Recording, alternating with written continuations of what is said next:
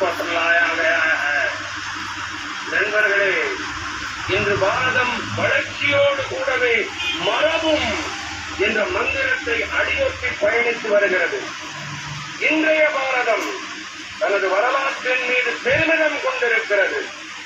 கடந்த 10 ஆண்டுகளெல்லாம் தேசத்தின் பாரம்பரியத்தை போற்றி பாதுகாக்கும் பணியிலே மிகுந்த உறுத்தோடும் கருத்தோடும் பணியாற்றி வந்திருக்கின்றோம்.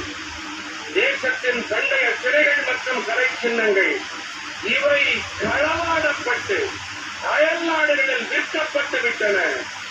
இவற்றை நாங்கள் மீட்டெடுத்து வந்திருக்கிறோம்.